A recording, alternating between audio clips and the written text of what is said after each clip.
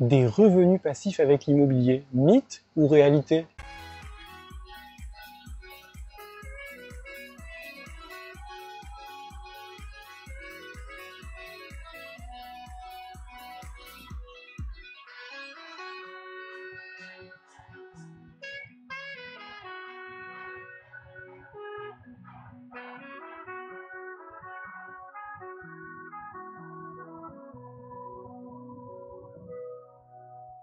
Salut les apprentis investisseurs, ici Lionel Tabonne, investisseur et entrepreneur libre. Et dans cette vidéo, je voulais partager avec vous une petite thématique comme ça qui m'a fait un petit peu sortir de mes gonds, faut bien le dire, puisque voilà, j'entends partout les gens me dire ah ouais, moi je veux générer des revenus passifs avec l'immobilier. Et encore pire, il y a des gens qui vont vous dire sur YouTube, sur les blogs, sur Internet de manière générale, qu'il est possible de toucher des revenus passifs avec l'immobilier. Alors, est-ce que les revenus passifs avec l'immobilier, c'est une réalité ou bien un mythe? Eh bien, selon moi, c'est un mythe. Les gens qui vous racontent ça, c'est des menteurs ou alors c'est des gens qui n'investissent pas, tout simplement. Alors, je veux quand même bien repositionner le contexte parce que voilà, il y a vraiment pour moi deux cas. Le premier cas, c'est le fait de dire à un investisseur débutant, à un apprenti investisseur, l'immobilier, c'est passif. Et le deuxième cas, c'est la personne qui a déjà investi dans l'immobilier, qui est investisseur immobilier depuis des années et qui a un patrimoine ou un parc locatif de 10, 20, 30, 40, 50 appartements. Vous vous doutez bien que dans une première situation où le jeune investisseur, il a peut-être un appartement, voire zéro, il va acheter son premier appartement, il n'y connaît rien. Donc forcément, ça sera pas passif pour lui parce qu'il faut qu'il se constitue une équipe, il faut qu'il ait un entrepreneur en bâtiment, il faut qu'il ait une personne qui s'occupe de la gestion locative, etc., etc. Par contre, celui qui a 40 ou 50 biens, lui, forcément, il a automatisé son système. Il va pas pouvoir s'occuper lui-même de ses 50 appartements en même temps.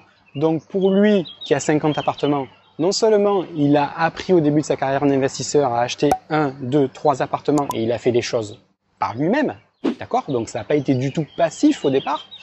Donc, pour lui, oui, effectivement, ça peut devenir passif parce qu'il a mis en place avec le temps une équipe.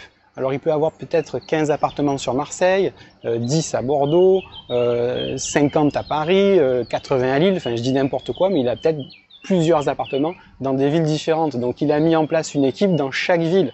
Donc, de ce point de vue-là, oui, on peut dire que c'est passif. Mais passif, ça veut dire j'achète et je ne fais plus rien.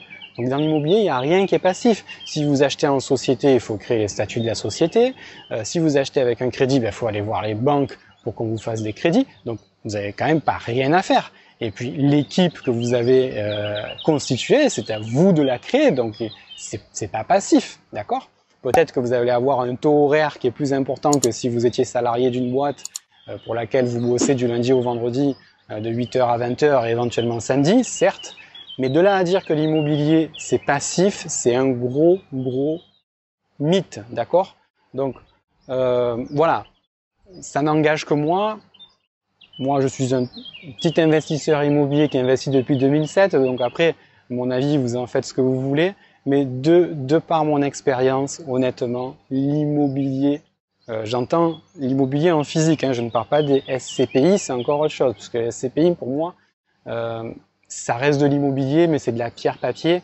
Il suffit, entre guillemets, de trouver sa SCPI sur son courtier, sur son broker, et d'acheter des SCPI en un clic, et c'est fini. Donc là, effectivement, ça peut être beaucoup plus facile. Moi, je parle d'immobilier physique, dans lequel vous allez acheter un appartement, c'est vous qui allez l'acheter, c'est vous qui allez l'exploiter, et éventuellement, au bout de 15 ou 20 ans, ou un peu moins, c'est vous qui allez le revendre. Donc voilà, le fait même de mettre en exploitation votre bien, que ce soit en location courte durée ou en location classique. Si vous faites de la location classique, il va falloir que vous postiez une annonce sur Le Bon Coin ou sur un autre site d'agence immobilière. Et si vous faites de la location courte durée, il va falloir créer une annonce sur Airbnb ou sur Booking. Donc au départ, vous avez quand même du boulot, quoi. D'accord? Il va falloir aussi répondre aux voyageurs qui vont réserver dans votre logement. Donc après, on peut toujours automatiser les tâches, déléguer certaines opérations, mais c'est pas 100% passif, il y a quand même un petit peu de boulot. D'accord? Voilà, donc c'était mon avis sur les revenus passifs en immobilier. J'espère que cette vidéo vous a plu. Si c'est le cas, n'hésitez pas à me mettre un petit pouce bleu. Si vous découvrez ma chaîne, je vous invite à vous abonner à la chaîne Apprenti Investisseur TV.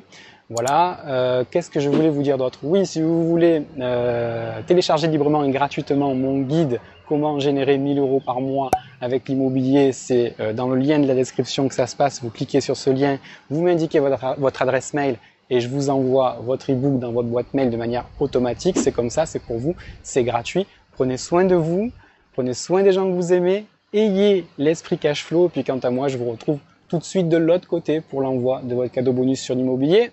Ciao. We do for rock and roll. Since I heard their voice, I had no choice. Thanks Ringo, John Paul, George, for the way I became another girl, sugar pop girl.